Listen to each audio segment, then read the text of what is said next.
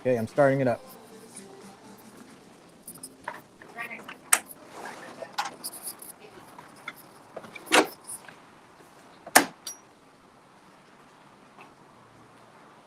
Hey, what's going on, guys? Phil and Cruz here live. I'm here in New Bedford in the south coast of Massachusetts. Cruz is out there in Denver, Colorado at the Ember Yes, Hostel. sir. So yeah, we started doing the video, and one of the things that we That's right. were You actually hold get a quick little peek. We're gonna. yeah, and we wanted to hold off on some of the things that we wanted to talk about, especially since this is his first full week there. And the previous video, he was in a little bit of a funk, right? And one of the things that we wanted to get some feedback on is what's his first week been like right now in Colorado. So so Cruz, I'll let you jump off right now. So what's it like?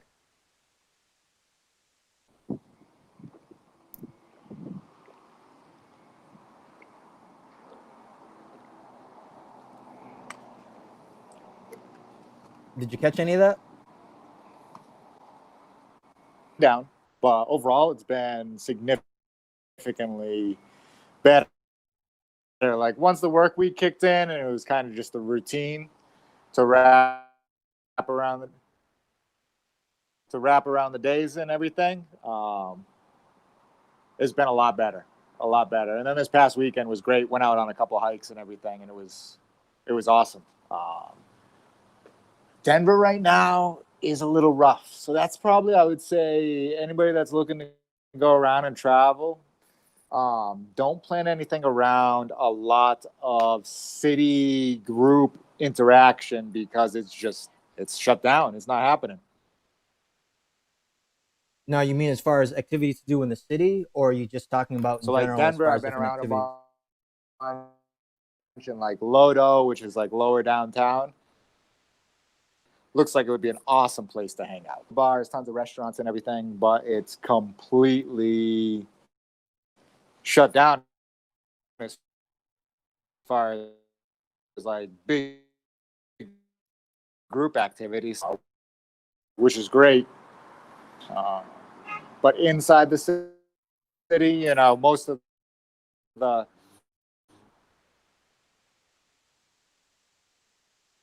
so even though you can have people like sitting at a bar, you have to social distance. A lot of restaurants, like their bars, just completely shut down. They're not even letting you sit there. So for me, I'm gonna go out, grab dinner, grab a bite to eat, grab something to drink.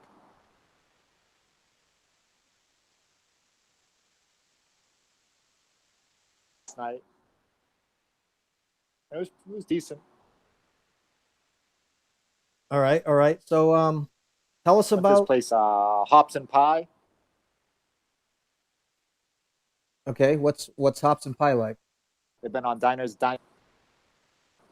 Hops and Pie. So Hops and Pie is it's like a local pizza sandwich kind of place. Just a real local. It was probably one of the best like local vibes of a lot of the places that I've been in. Seems like it's been there for a little bit. It's not fancy. They're just serving great pizza, great food, great sides. I had a Caesar salad, and then I had like this southwestern chicken sandwich, little black bean corn salsa on there, which was amazing. They just do simple, great food. Real simple, eclectic little spot. Like definitely my kind of place, my kind of vibe. It wasn't newer at all. Um, Lowdown Brewery. It was a local brewery. It definitely had, it wasn't gritty at all. It was cleaned up, but their beer was delicious. So I had a couple of their porters. Those were great. Mm. It served food, so I got one of their pizzas, which was actually pretty good too. Nothing amazing, but overall, I would definitely like if things were opened up and you were going for a few beers, you know, after work, hanging out for a little while, yeah, I would definitely go out and chill at Lowdown, have a couple beers. But now you go, you sit at a table. There's no like standing up. There's no group there. There's no mingling. You know, it's just like, all right, you're just whoever you go there with, that's who you're with. Yeah. And that's probably the biggest thing for any place that you go out right now. Is not they're open, you know, half capacity and everything, but it's whoever you go there with, that's who you're with. There's no mingle like right now at all. Like you go out, like you don't just bump into people when you're out now. People like skirt out of the way to go around you when you're out and about now. Like so, it's a little different. Yeah. Talk about making things like more socially awkward, you know, with the whole social distancing thing. Not helping. That's for sure. I mean, were there people out? Yeah, there's still some people out.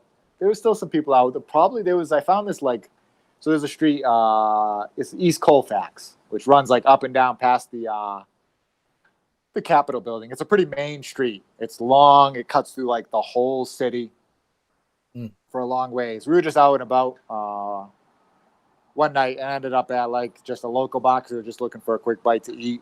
Stopped there, and there was actually like, it was super subdued, but there was actually like a little bit of just that we're still trying to go out atmosphere. Like they were pretty lax on stuff. They didn't really, you know, care too much. That was probably the most, as far as like going out, that I've seen at all. And like everything that, like, and then every like menu or anything that you look at, places open till 12, they're not open till 12. Like they're not open. Nobody's open till 12. All the things, nobody's open till 1. Even if it was places before that served, you know, mainly just food, and you know, if you're serving food, you're in the city and everything, you're still going to be open till 11, 12 or so on the weekends, because it's Denver, right? No, yeah. No. They're closing up way earlier than that. Wow. So, okay. And go ahead. So we have several people on, and if you guys have any questions in regards to you know, his traveling, or if you guys have some experience with going out to Denver, he's got a particular perspective here because he's out there during kind of the quarantine situation. So if anyone has any questions about, you know, what his first week's about, or something that I didn't bring up, you know, feel free to do that. Be great to hear from you guys and see what sort of perspective that you guys can bring as well to this. So no, you're thinking about, go ahead. I mean, if anybody's thinking about traveling, you can still definitely do it. Like there's been no issues with it. It's just a little, you know, it's a little different right now. You want to plan, even if you just planning, say you're not traveling solo by yourself right now, just haven't been going out to a different area. If you're going out with your, you know, if you're planning like a family trip, you can absolutely still do it. You can still go out. You just got to change up what your focus on activities are. Like you're going to have to do stuff that is really focused on outside. Absolutely. Like this is like I will say that this is like a, you know, a nature revitalization. Because, you know, like your indoor, even if stuff that would be summertime activities like water parks and stuff with a bunch of people, just like splashing around, spitting on each other and stuff, like that's not happening right now. So spitting those on are all each cut other. out. So yeah, you know. Oh, come on. I mean, you're swimming in the pool. You're just swallowing water. Where does it? You don't drink the water. You just spit it back in the pool. Like, that's what everybody does. So yeah, you just got to switch up what you're doing. So if you're traveling with your family, you're gonna have to be doing more nature. That's why, you know, boat sales are up, RV sales are up. You're gonna have to be looking at doing those kind of activities. If you're looking for going out for dinner, you make reservations. So it's a lot tougher to find places that you can just sneak into. You definitely want to try and make reservations in advance, no matter where you're going. I mean, you kind of would have done that on a Friday or Saturday night anyways, but you might even want to do it on like your Wednesdays and your Tuesdays just to guarantee your spot. Otherwise, you might be waiting, and you can't sit and stand in the restaurant to wait. You got to wait outside. So what if it's a night that it's raining out? You know, what are you going to do? You're just going to be sitting in your car. So make your reservations and just kind of change up the different things that you've done. So out here in Denver, like I've gone out to outside of Boulder, the Flat Irons is like one of the, you can see it from Boulder. It's just this real like unique rock formation there. Great, real popular place to go.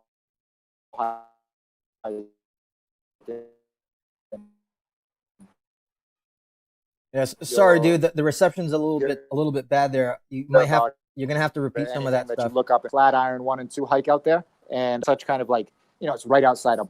Oh, that's all right. So when I went hiking out at Flatirons, did you get that part? Now I did. Yeah. Okay. So went hiking out at the Flatirons. There, it's outside of Boulder. I wasn't expecting a ton from the actual hike itself, because it's kind of a tourist spot. But you'll see it on, you'll Google Boulder Flatirons. You'll see tons of pictures. It's a gorgeous spot. Just happens to be right outside of Boulder. Boulder sits a little closer to the mountain. It's beautiful. Wasn't expecting a lot from the hike, but you know what? Like, it was actually an okay hike.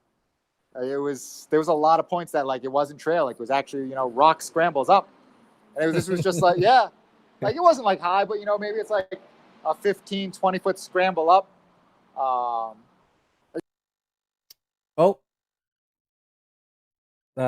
The video has dropped out there for a little bit, so you guys are gonna see me in the picture. So the reception there is pretty bad, and wasn't expecting that to happen, but that's okay, because one of the things that happens when you go live is sometimes the connection might not be as reliable as it should. So with that in mind, it is what it is. But now you guys get to see. Now you get to see behind the scenes of what's going on, or where the production is being done over here, and then he's using his phone in Denver, Colorado, to be able to broadcast the video. So we're gonna wait until he logs in, and but in the meantime, I guess I can talk about one of the things that I'm doing. So one of the things that I'm doing is actually heading back to Ecuador in September. And one of the interesting things about that, oh, there you are. I was just filling the space. It's probably the first time people's ever seen my face. Did you switch over? Yeah, I switched over to my mug. So yes. I was drinking some water, and then I'm like, whoa, it just switched off. So back, yeah. The Wi-Fi has been it's been amazing here, but every once in a while it cuts out for a sec. Yeah, part of it. So what I'll do is I'll talk a little bit more about Ecuador later on, but I was trying to fill that gap of. I want to talk to you about Ecuador too, because I want to see the Wi-Fi. So, anyways, we're out at the Flatirons. There's like a bunch of scrambles that are up, which I was really surprised by. It was a decent little hike, which was awesome. Went up there, did that. Went to downtown Boulder. Boulder's fancy. Like, Boulder's a little fancy in the downtown area. I went out to go and just get some food, and I was walking around. I'm like, I look like crap, and I am filthy. I am just gonna get myself a sandwich and get out of here. Like, this is not. Everybody was like, obviously out on like date night and this and that, super cleaned up. I was like, well, yeah. It was like, yeah, I got out of there quick. But it was a beautiful area downtown. I would just go back there, maybe after I had a shower, and not just after I got off of like a mountaintop in like random. So that would be the only thing. And then go ahead. So how long was the Flatiron hike that you did? And how far is it from Boulder? Outside of Boulder, it's outside of downtown, 7 minutes. 7 minutes to like the trailhead. Yeah, it's literally like right outside of town. Hit the park, and then you hike up them. The trail I did was like a little over 2 miles or so, 2.5. It was supposed to take like 3 hours round trip, and that's about reasonable for like whatever, if you've never really hiked, depending on your physical fitness level and everything. And if you say you spend 20 minutes or so up at the top, I would say 3 hours is about right. I think I did I took my time up at the top. I sat there for a while and just chilled because I was just enjoying being up there. But I would say up and down, it only took me like 2 hours. It was pretty quick. Wow. So basically, you ran up there. It wasn't bad. It was like, it wasn't bad. It wasn't like going uphill. Just, little short little strides, keep your head down, motor right up. It was fine. And how was your leg? Leg is good overall. I mean, I'm a little sore. So I went hiking. I ran like 3 times this week. I hiked Saturday and I hiked Sunday. So on Sunday, I hiked the Fort Collins, the foothills. So I met up like I told you, the last game I've been playing a whole ton of was Atlas. So one of the guys and a couple other people that I knew that played, they live out here in Denver. I actually met up with him and this other girl that I play with. And I met up with them at they're like an hour north of here. I got up at like 3:30 in the morning on Sunday. Got on the road. Yeah. Nice. So early. I got on the road at I snoozed for like 15 minutes. And I got on the road at like 4:15, got up there, met up with them at like 5:30, went over to the trailhead and we hiked early. We probably hiked for like 2.5, 3 hours. But that area up there, Fort Collins foothills, it's some easier hikes, some like warm-up hikes, which is good. The views you got up there, though, were better than the foothills. The foothill hike was beautiful. It was nice. The views up there in Fort Collins, just like quick hike, you got up to a great spot. It was gorgeous. Gorgeous, gorgeous. And it wasn't even like the highest peak. You can see all tons of other peaks. It just happened to be the spot that it is. Real beautiful views and everything. Couldn't recommend that one enough for just like a beginner kind of hike. You can take your time. There's a few steep spots. There's a bit of a scramble at the end to scramble up on top of the rock. But nothing. You don't even need, bring a liter of water with you, a little snack to have at the top. You should be fine. It's a quick little hike. We did that early morning, then I went back and just hung out with them for a little bit before I came back into the city. Oh, wow. Cool. That's I want to talk more about that, but we do have a question here from Tumbling Unicorn. How much was the food there? So I'm guessing, generally speaking, maybe the like Hops and Pie, Lowdown Brewery, sandwich in Boulder. Kind of give just a average on the price. So it's food. I mean, it's city prices. It's the same. It's going to be the same, about the same price if you're familiar with, most majors. So your Boston, your Chicago and everything. So I'm going out and I'm not going out to higher price restaurants. I'm going to, your like moderately priced restaurants, Caesar salad, sandwich. And I had a craving for a fountain soda. So I got myself a fountain Coca-Cola after the hike that day. I was just dying for one, going to Hops and Pie. The total bill for it was not bad. It was like $27 before tip. So reasonable, but definitely like city prices. Your sandwiches are in the $13 to $15 range as opposed to, 9 or 10 when you're outside of the cities and everything. Everything's just that little jump up. And that's kind of what the prices are around here.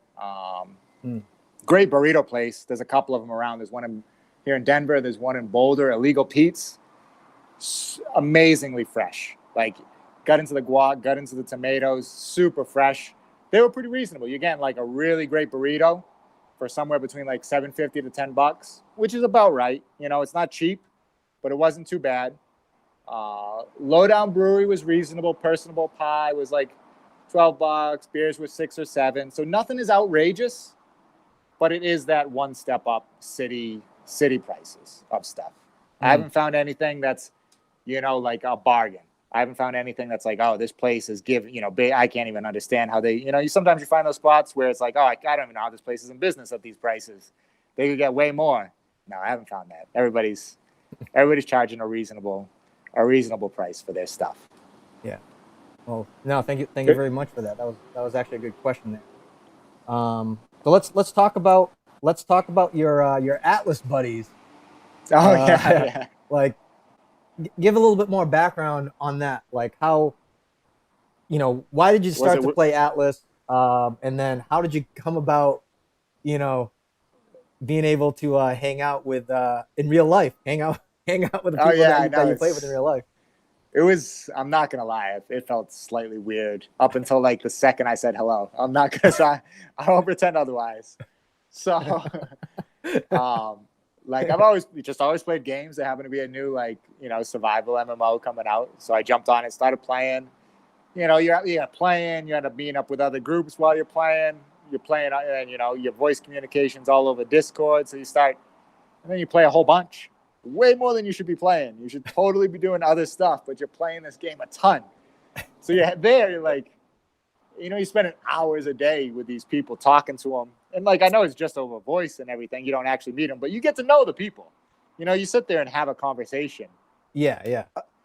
After enough hours, it's not about just the game. Like you're talking about everything that's going on. Yeah. So it was actually this kid Jeff. It was actually Jeff, his girlfriend, and her sister all played. Oh wow. And they Okay. they were part of our group, and they all played together. And of course, him and his girlfriend, fiance, they live together, and the sister lives like a town over or whatever. I knew all of them. I messaged him just being like, oh, hey, by the way, like I'm going to be out in Denver. We were going back and forth. I hadn't talked to him for a little while because I hadn't been playing recently. He was like, okay. So he had mentioned like, oh, reach out to me once you get out. So I did. And I was planning on doing one hike, which is, I'll talk about the 14ers, which is like my plan. All these little hikes and stuff in the running have just been prepped for 14ers, which I'll discuss what that is. He was like, oh, I don't think I'm quite up for one of those right this second. He's like, why don't you get like a training hike in? Why don't you just come up north and meet up with us? And I was like, all right, sure, perfect. So I swapped the phone number, address, and I went up and everything, got it there, texted him, he came out, and I was like, hey, what's up? Like, and it was like, I felt like a split second of awkwardness, and then it was fine. And then the rest of the day, honestly, like, they're cool. They're normal people. They're not like, it was all fine. It was regular people, good, normal conversation, talking about, regular stuff, what they like to do, the boating, camping, still talking about video games and like, what's the best builds and different thing, of course. Cause like we play video games together. Yeah. So of course that was like a big topic of conversation too, but we talked about regular stuff and got back after the hike, went and got Dunkin' Donuts, and then came back, hung out with them for a little while, and then I was like, all right, yeah, I'm gonna get going. All right, hold on. And then I left. Hold on a second. So, was it your idea to go to Dunkin' Donuts, or No, was it was theirs? them. And no, they said it, and I was like, oh, you have a Dunks here? And I was like, oh, great, all right, I'm down for Dunks. Oh man, yeah. If you guys are not from New England, who's for the people that are watching, like you could close your eyes in New England, and whatever direction that you go to, you'll land in a Dunkin' Donuts. So one of the great things too is like Dunkin' Donuts is pretty much everywhere. They're actually even out in Ecuador as well. I think that they have 2 locations that I know of. So it's just kind of funny. Like when you said Dunkin' Donuts, I'm like, oh, did you bring that up, or did they bring it up? No, it was them. There was one in the town there. So yeah, it was great. It was a good time. I mean, if I got like another weekend and I'm back in the area free and stuff, I'm going, I'll message her and just be like, hey, I'm planning on doing this. If like you want to hang out or if you want to head over there or anything. They were cool, normal people. That's the first time that any time is ever in my life that has gone from like a virtual life actually met somebody. And I know other people that have done this and it's been fine. But for me, it was a little bit of a jump. It was fine. It was awesome. It was good. It was cool meeting them. Yeah. So anyone out there in the audience, if you guys had that experience where you guys play a video game or do something virtually, and then one day you decide that you want to meet the person across the gaming world, the virtual world, and then have it to meet them up? I mean, because it in itself is kind of interesting story, because I've seen situations where relationships have started from stuff like that. And what's interesting too, it's like, similar to like having an interest in traveling and things, it's also something like video games, where I know a lot of times video games might get a really bad rap, but this is a great example of video games showing cohesiveness of socializing outside of kind of the normal what we would find, socializing. Like, oh, okay, you have this common activity that's kind of like the glue of getting to know somebody, and then afterwards you end up talking about other stuff as well, besides things like the video game itself, or you know what I mean, just exact same way that you're talking about. So I think that's really cool, and it's important to know. It's like, it's not you know I know I know what you were saying, that, oh, like, you play this game, way more than way way more than you should, or Oh whatever yeah. it is.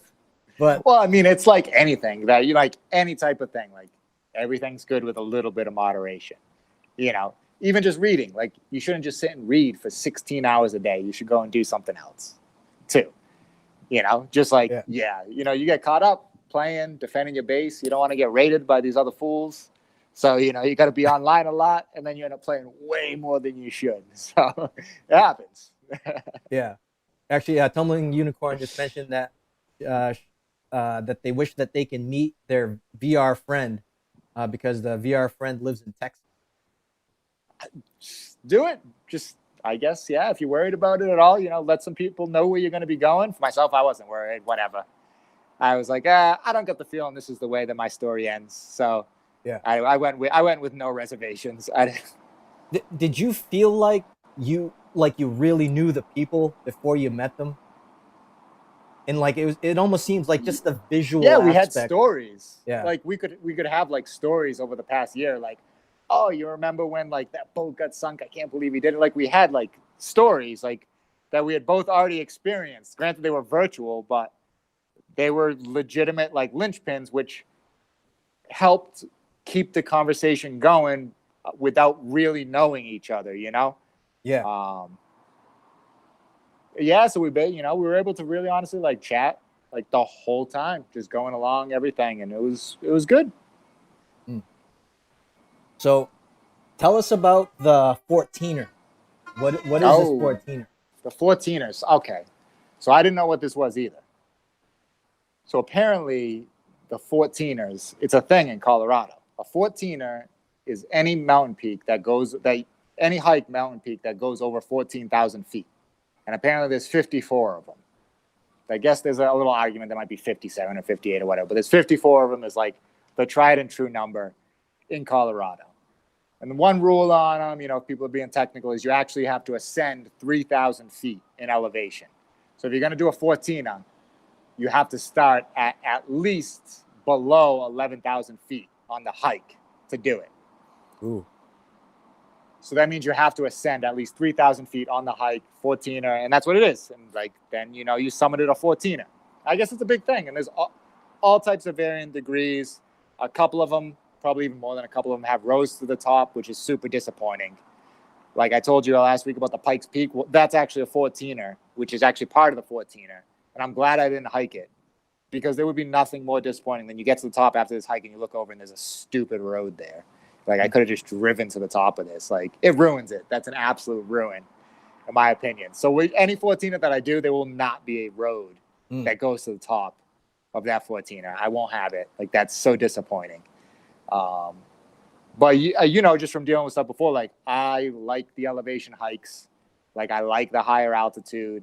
Like before I get out of Colorado, I want to do at least one or two 14ers for hikes. So, but out here, you actually have to be a little, not just the elevation and everything, you actually have to be a little careful with them for a couple of reasons. So one, the weather here changes, particularly up on those mountaintops after 12 o'clock.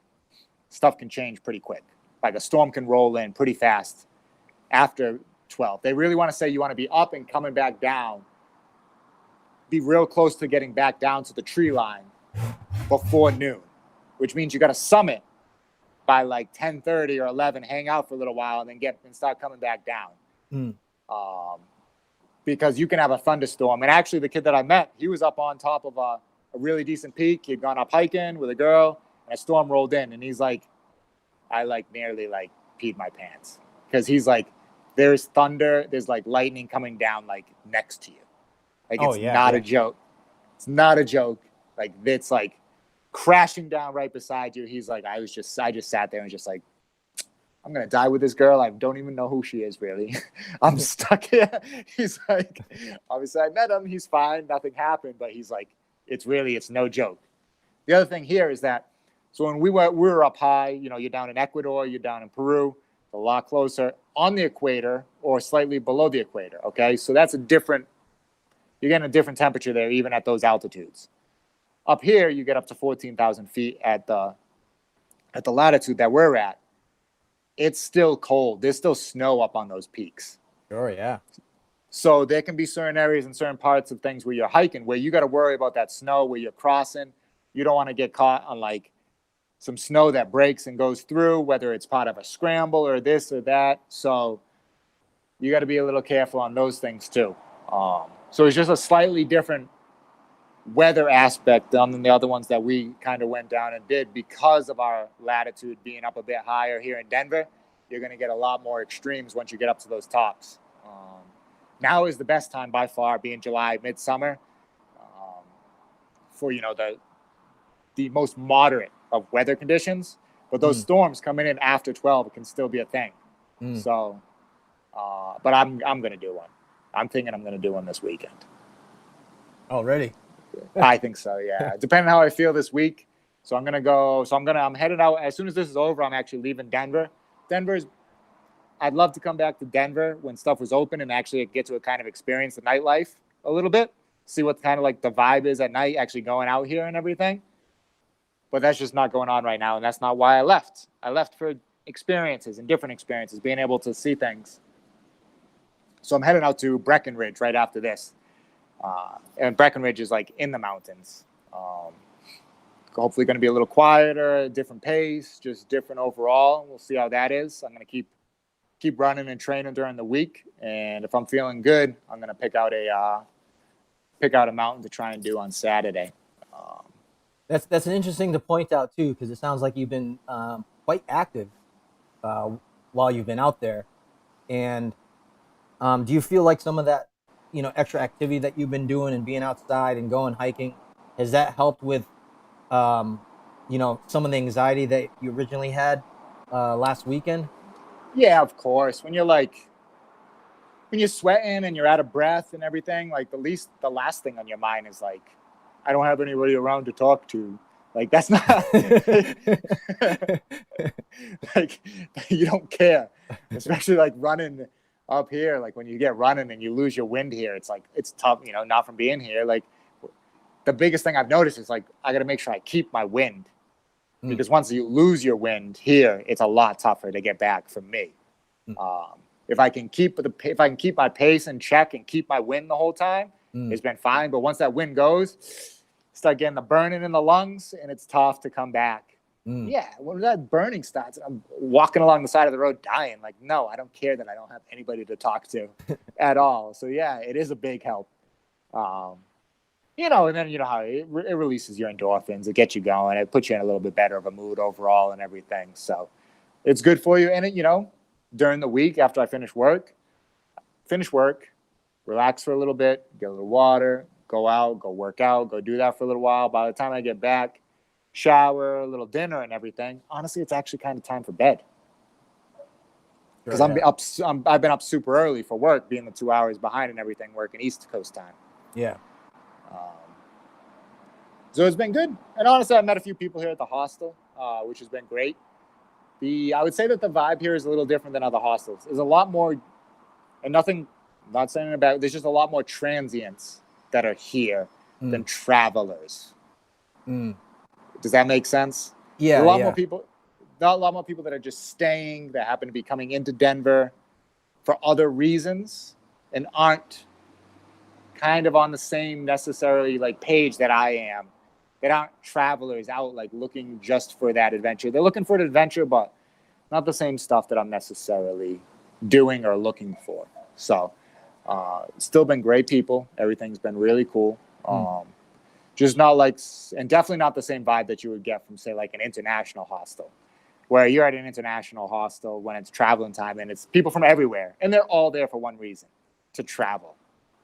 Yeah. They're not. There's no transients that are just looking for like a cheaper place to stay while in Denver for a little bit or something like that. These are all people that they backpack on and going. Yeah, yeah, like they're almost like on a mission, whatever it is. Like maybe they're just there for the hike. I mean, just like in Peru, remember we met that guy that specifically stayed at that hostel just to stay for one night, but he was really there just to do the hike. You know, He was all business. He was just there for the hike. and he's done so many hikes, and it was like, but yeah, you meet. I think Colorado kind of has that feel to it. Like people are there for the hiking. They want to go on the quick adventure, so they're not going to stay at a place for a really long time. They're gonna, because like the hostels that we stayed at, there were people there that were there for a while. 2 weeks. Yeah. Yeah. Because they were in no rush. Yeah. So the couple that I have seen that have come through here were only here like with the backpack on going off. They were here for like a night or two, which you know how it is. Like, it takes a couple times passing somebody, saying hi and everything before you start to like engage. But when people are just in and out like one day, yeah, that's it. So just a little different vibe. Nothing bad with it at all. Just a different spot than what I was kind of thinking. Yeah. So we got a good question here from Penny Pincher. Describe the hostel there, clean, dirty, overcrowded. But I think it's also a really good time to That's a good segue. You want to go for a walk around? Yeah, do a tour Yeah, of you want to go for a walk around? All right. do a tour of the Ember Hostel. Wah, wah, wah. So we'll switch this. So I got to hold on one. I'm going to switch the camera around so we'll walk around and I'll talk about it. But I also got to throw El Masco on because common areas is COVID, which means mask up. And while you're at it too, make sure if you could do like a quick view of the outside so that people can see before you go inside. Oh, yeah. I'll walk out. I'll go out on the road.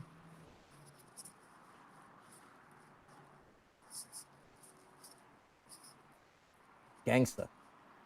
Oh, yeah. Mask up. Wah, wah. All right. We switched around. How's that view? You good? No, it's still right. it's still on. Oh, yep. Still on me? No, it's not. No. All right. So this is the outside street here. Regular old Denver. Nice gentleman walking his dog. He seems lovely. Regular downtown area, city. Nothing wrong with it at all. And then we'll back up. That is Ember Hostel. It's actually a historical site. It's an old mansion that they converted.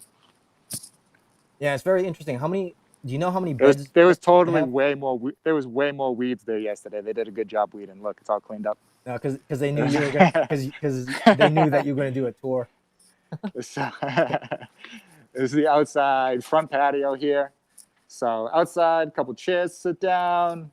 Nice little mosaic tile. They got some fresh herbs growing. Some basil in there. That looks like a squash. They got to replant that. It's a little small. Got a little cilantro they got growing here. But they let that flower. They got to trim that too, though. Shh, don't tell them. Then just a regular sit. Then a regular sit area out here. So out front, you can hang out, chill with everybody, no mask or anything, because obviously you're outside. I just have mine on already because I'm going to be going inside.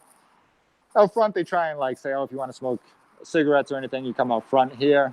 And then obviously, we're in Denver, Colorado, first place to, pass it. The back porch is, of course, 420 friendly. They say keep it out back, keep it off the street. Going in. So here,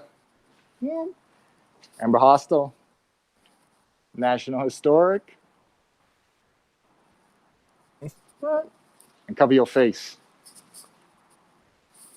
Like that picture. Right. It's got stop. Oh, yeah. Let's see how many tries it takes. I'm actually the worst with this key card. Oh, 2 tries. That's not bad for me. All right, welcome. All right, Phil. So this is the entryway.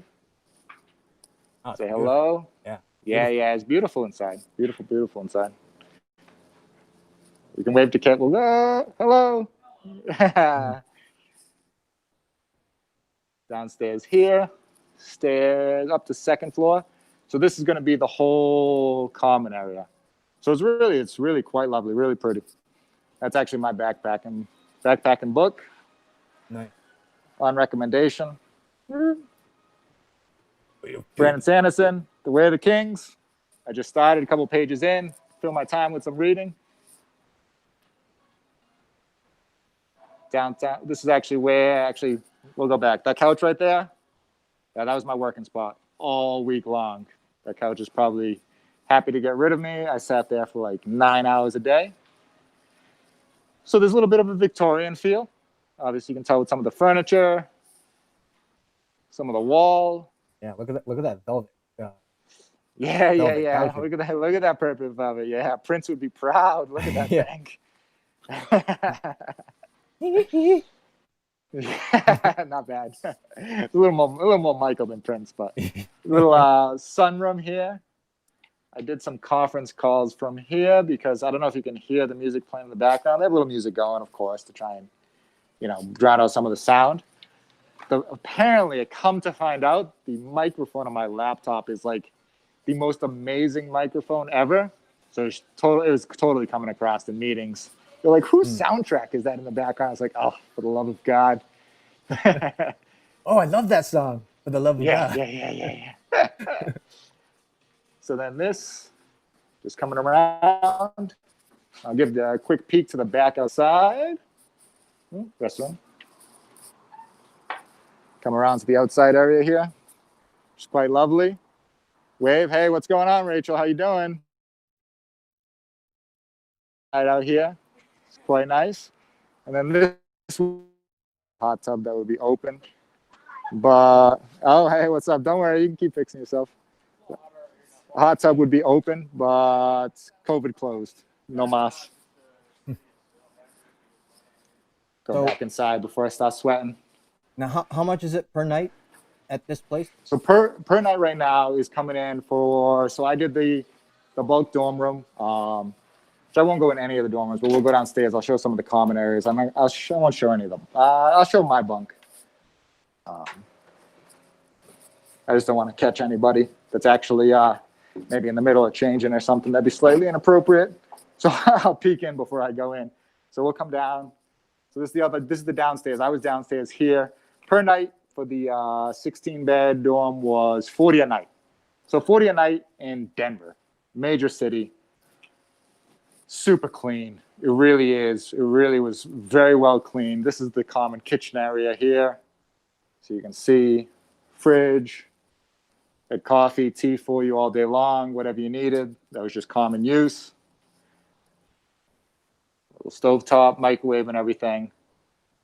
Really usable kitchen space. So you can actually load up that little empty spot. That was where my goods were. They're in the car. They're in the car right now because I'm driving.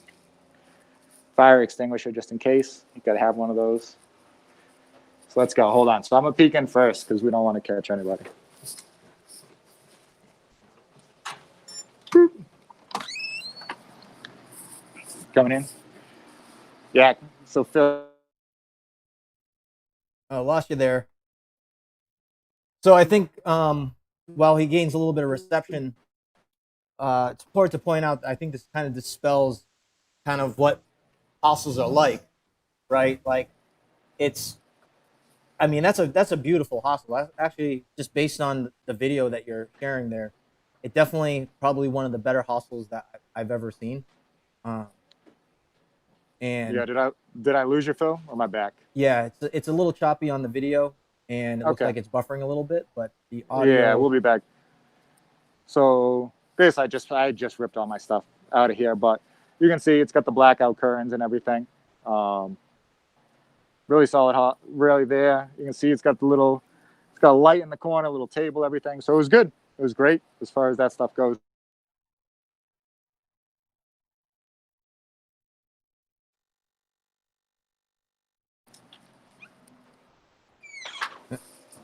Penny Pincher said $40. Wow. Yeah, not bad. Yeah, it was really nice. So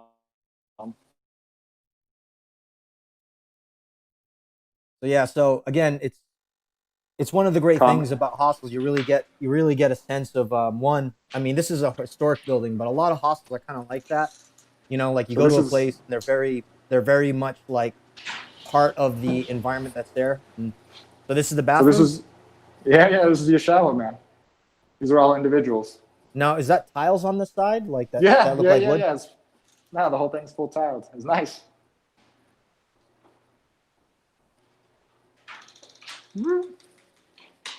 So just to clarify too, the price of Beautiful. $40 Thank you. is the price for each of the beds, right? So if you had two people, obviously it'd be 80. Things Yeah, of that of course. nature. Of course. So then we head back up, and then so upstairs is the same. Upstairs is just some more bunks and everything and showers, so there's no need to really go up. I was downstairs. Yeah, that's the quick tour of the place. Overall, it was great. It was beautiful. Did an amazing job cleaning. Like everything was awesome. So would you like if someone had a family, would you recommend like staying at a hostel for a family? Do you think it would be feasible? Oh, absolutely. Because so here's the thing. Let me switch this back around, back to me. Bum, bum, bum. Hello. So here's the thing. So say you got what? Let's go classic modern day American family, a 2x2. 2 parents, 2 kids, right? Yeah. You look for a hostel.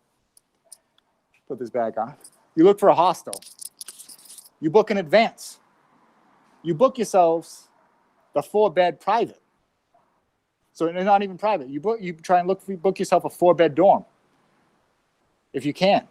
There's 4 beds there. There's 4 of you. You have your own room, ton of space, lockers, the 4 beds. You just go in there. It's all set. Now you got room. You got all your own individual beds. You're gonna have to community and everything, but so say here in Denver, you get those for $160 for a night. I don't know if you're gonna find a hotel room for quite that price with the beds and everything. Yeah. It's a little tough. So I think it's totally, absolutely viable. That could even be viable outside of the country. The thing with the family, though, that does bring it a little more in line as opposed to like somebody traveling by themselves is like there are hotel rooms that are, 2 queen beds or whatever. And you can sleep 2x2 and then you have all your own complete space and it completely reduces the amount of money. Whereas, because you're dividing that by 4. Whereas here, when you have the 4, you have to pay for the 4 individual beds. So it's a little bit of a toss up when you start getting into the family aspect of it. Now, are there private rooms also? Yeah, they have private rooms. I think a private room here was like 80 or something. So cheap. And it was beautiful. It was a beautiful queen bed.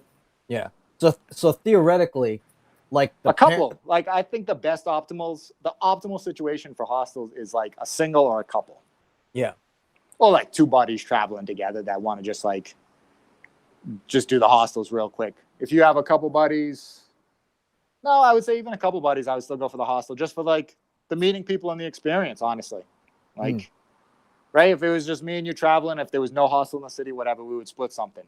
But if there was a hostel, I would say most likely we would end up at the hostel.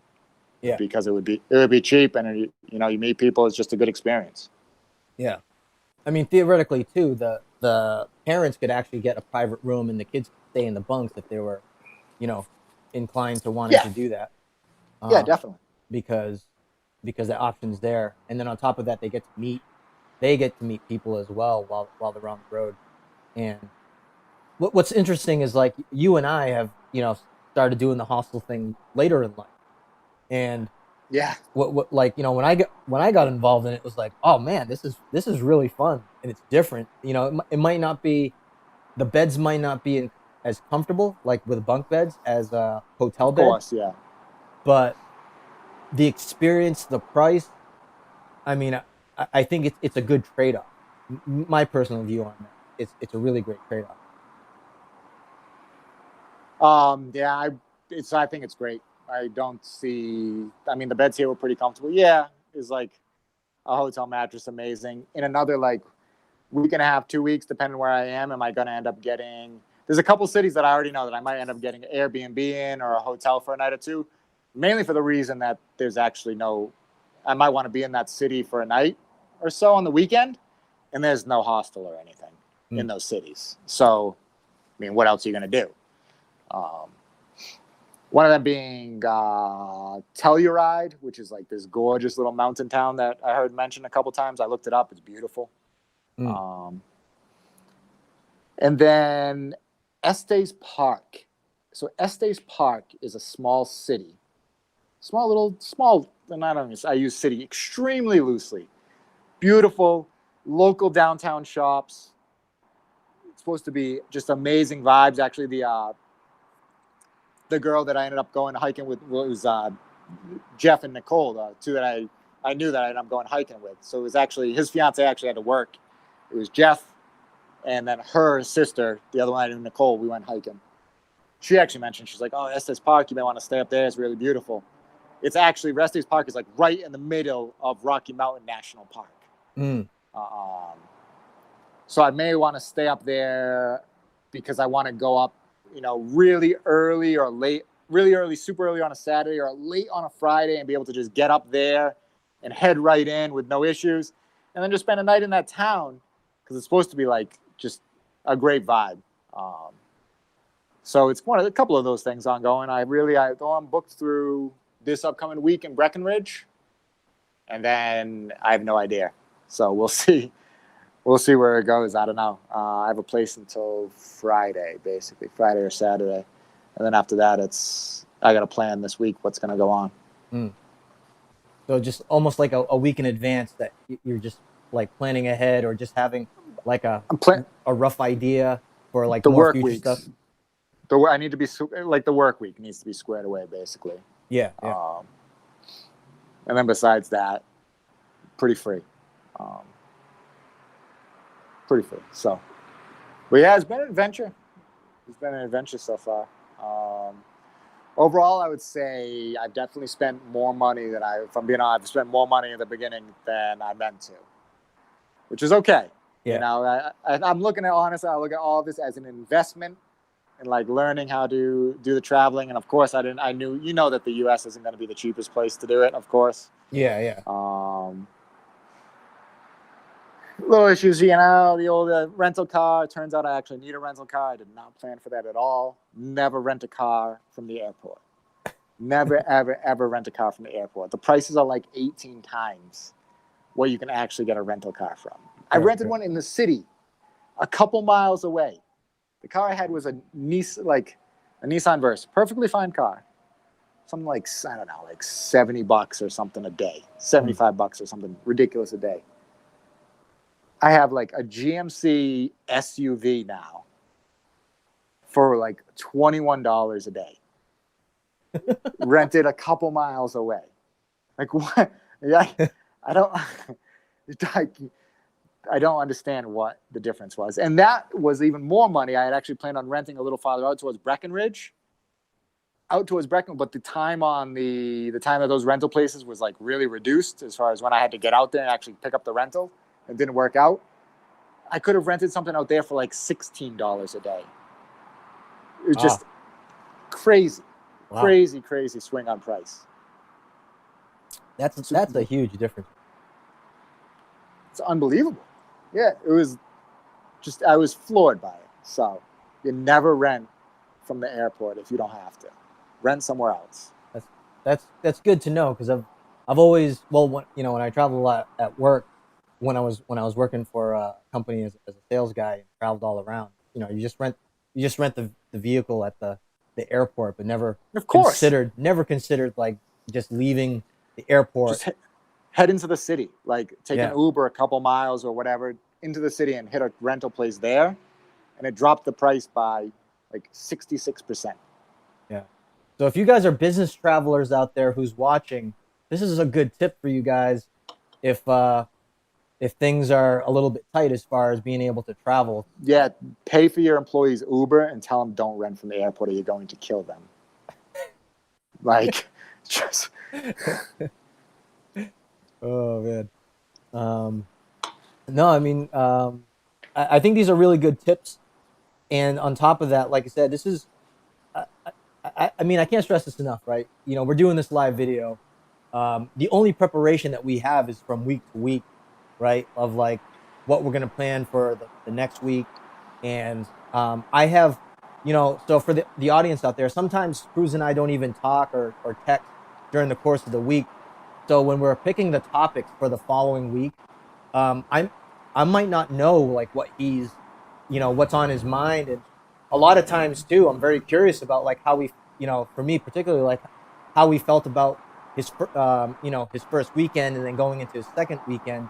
And it's definitely shown like just a big difference of just the comfort level. Seems like you're a lot more relaxed, and expressing like, oh, hey, you've done all these different activities, and then you have all these other activities planned, and it seems like that has taken up the time now. So it's less worry, and then now it's like, oh, hey, today, and then what's going on the next day. I think that's really kind of a very quick transition, actually, of that feeling, that change from one weekend into the next weekend. Yeah, it was a big change just on like the anxiety level about different stuff. I don't know. Just yeah, it was all right. Once certain things got squared away, having the work week, having the vehicle, having a little bit of a routine, it really just changed the mindset. A couple good experiences, um, and just being on it a little bit. So if you're starting out traveling, just be a little patient. Is my best recommendation. Just kind of, you're going to be a little maybe down, a little anxious about stuff. Just be patient. Mm. Just think about, I don't know. I guess the best example is like, all right, meeting or making friends when you're in like school and kindergarten. You would go there and like you would see the same kids, and then finally one day you'd be like, oh hey, you want to go and do this, and then all of a sudden you guys, you were best friends. Like it just doesn't always happen. It's not instant. You're gonna meet people, you're gonna talk to people. It just isn't gonna be all the time. Just be patient, be comfortable with yourself, let things play out. Have some other routine, some other structure going on to kind of fill the time. Go for the run, go for a workout, grab a book, do something along those lines, and let the other things kind of fall where they may be.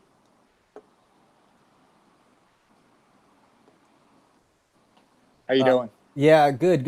Penny Pincher uh, talked about that the tour definitely helped with the skepticism about hostels, and I think that's very true. You know, um, people might have this misconception that it's dirty, that weirdos are there, or there's all these kind of strange ideas that people have with hostels. And the strange aspect of it is you just get a mix.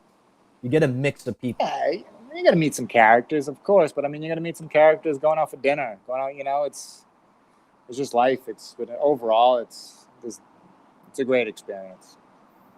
Yeah, so we're 2 minutes into the hour, and that was, yeah, I would say it's definitely informative. I want to say this is the first time ever, engaging with someone, a live feed, because if you think about it, it's kind of like what's happening in real life.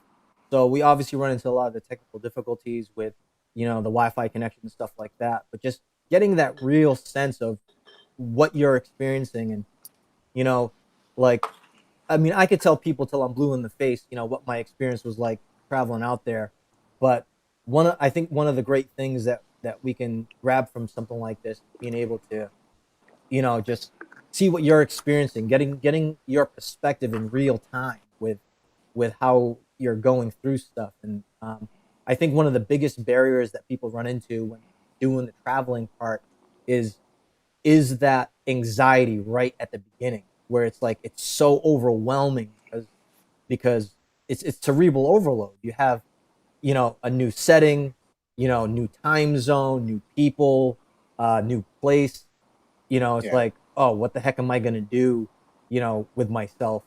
And then, and like I said, just in a week, it's like it seems like all of those anxieties are gone, and it's like, all right, here it is. Let's rock and roll. Oh yeah, yeah. It's definitely been a big swing. I mean, it still comes a little bit. Um, like last night, like I got back, I'd had an awesome day. It was out hiking, great overall. I was just back in. I was like, just kind of a little eh. So whatever. I just googled the like local ice cream place, which I can't recommend enough. It's like Sweet Licks or whatever. I just I took myself out for an ice cream cone. It was delicious.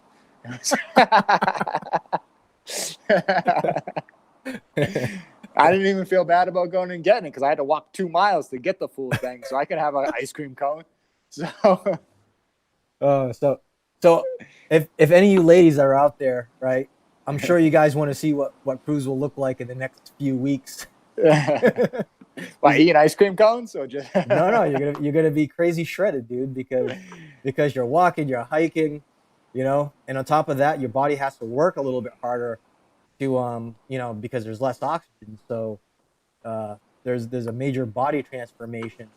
I think that you're probably going to experience that you probably won't even recognize right away, but the metabolism part is gonna increase for sure. I'm not a medical person, but no, I can see that happening. After a few weeks, I could see it starting to melt off a little bit. Just the little thing, walking. Like, yes, I would have gone for an ice cream before, except I would have driven there. Instead, you have to walk. I didn't feel like getting in the car and driving in the city. I mean, so you got to walk 2 miles to go get the full thing.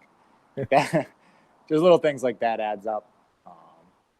And definitely if I start going on, so the other hikes were a little less. Definitely when I start hitting the weekends with some of the bigger hikes, some of those bigger hikes will wipe out, 8 hours and stuff. That's a lot. That's a lot more than a 2.5, 3 hour hike when you start doing that all day hike. Like can't. You do an all day hike that for one of those 14ers, like you can't. You can borderline not even eat enough. Like you just can't keep up with how much to hike up that high. Yeah. Like you're gonna go through those calories no matter what. Yeah. So so we're a little bit past the hour here, and any closing comments? I know we've kind of mishmashed a lot of the comments in between, but any closing comments? Oh yeah, of course. Basically, if you're thinking about going, start off simple. Go try it out. I'm really glad that I stuck it out. Obviously, last week I was saying I'm like I'll be home on Tuesday. Like it's been fun, and that's a significant change. And I'm really glad for that because I mean, once you get over this, because think about how many things that you want to go off and go and see and go and do, but you're waiting for somebody else to head off with, waiting for somebody else to go and do this. And if you keep waiting for those things or waiting for that other person to be able to go and do it, think about all those things that you're going to miss out and never get a chance to do. Like there's so many places I want to go. At this point, right? Like who's going to go? Like this, like that I know you will go, Kuya. Like I know you go, but you also have your other obligations with other stuff. But there's different things that I want to see. Yeah. You're just there waiting for somebody else. When our paths align, it'll be awesome. It'll be great. But there's going to be other times when we want to go off and do different things. If you're just waiting for that other person, you're never going to go off and see those things, see that list, and you're going to end up missing out. Maybe you're the luckiest. Maybe you're lucky and you meet that other partner of whatever of yours that you do travel with, and it works out. But I mean, you're still waiting to meet that person. Just go now. Yeah, and on top of that, I'm going to close it off with this. On top of that, prices for flights, the price for a hostel, it's not a huge investment to go out there and do a little bit of traveling, and one of the great things too is like you're going to experience different stuff. You're going to experience different types of food and people, and I think Cruz really nailed it on the head there as far as gaining that experience. The shoulda, coulda, woulda, will stay like that. And not to sound morbid, but life is short, and I think it always comes down to if everyone has the opportunity to do stuff, right? Whether if you want to buy a new car, if you want to do all these things, that those things are available to you, and if you have the opportunity to do something, there's almost no sense of waiting. Just plan a little bit, right? Plan a little bit. Be patient, and just let things roll sometimes the way that they are, and not have too many expectations. And I think it'll just be an enjoyable experience. Sometimes it's scary, but it's going to be an enjoyable experience. Mm-hmm. So, and once that moment comes, just go. Yeah. So with that being said, everyone, thank you guys very much for joining us. and appreciate the questions and comments out there, Penny Pincher and Yeah, great Tumbling Unicorn. questions. Great questions. Thank you. So you guys enjoy the rest of the day, and tune in next week. See where Cruz is at, and you maybe Breckenridge. I don't know. maybe Breckenridge. We'll see. Yeah. So you finally people got finally had a chance to see my mug. So so we're gonna sign off, and we're gonna continue talking. But thank you guys again, and see you.